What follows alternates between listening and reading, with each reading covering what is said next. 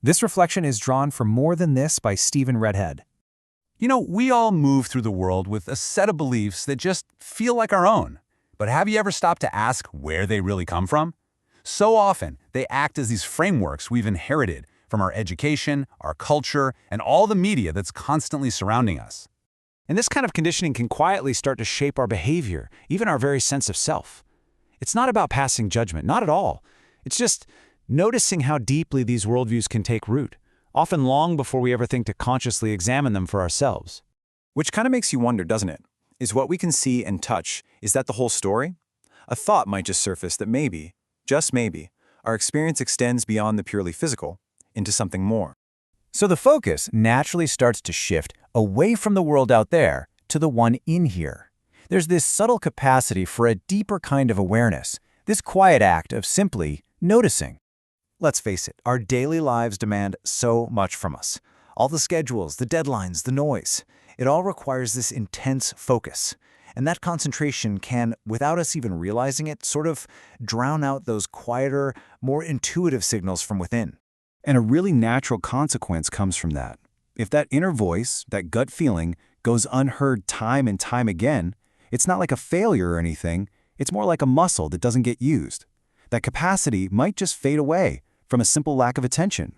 So what are these internal signals really?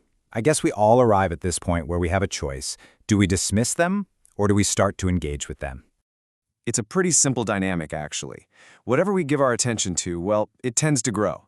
So by just paying a bit of attention to those subtle little impressions, we allow them to get stronger, to get clearer. And yet, it's so common to just set these feelings aside.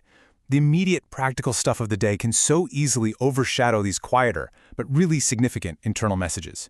When we're not paying attention to that inner wisdom, moving through life can start to feel less like we're navigating and more like we're just reacting, just bouncing from one unpredictable event to the next, almost by chance.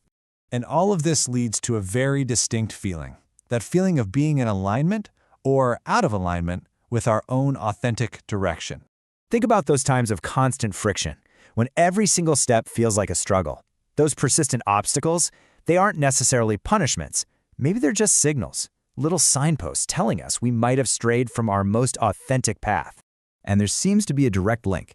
The intensity of the challenge, the level of the struggle, often mirrors just how far our actions and choices have drifted from that true, authentic purpose. So what do we do when we're in the middle of all that confusion? Well, the process often means turning inward. It's in those moments of deep, quiet reflection that a sense of clarity about our real purpose can start to come through. And the result of that realignment? It's a feeling of harmony. It's that state of inner consistency, where what you're doing on the outside and who you are on the inside finally start moving in the same direction. It just flows. What's really fascinating is that this inner alignment doesn't just stay inside. It starts to show up on the outside, in our actual, tangible experiences. It's a bit like tending a garden. Our thoughts, when we hold them with care and give them our sustained attention, they begin to develop.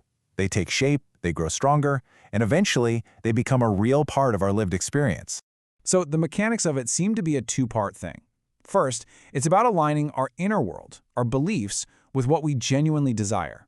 And second, it's about translating that inner intention into real, consistent external action. Because in the end, what we call reality is, well, it's just the sum total of it all, isn't it? It's the accumulated result of everything that came before, every thought we held, every action we took, and every aspiration we reached for.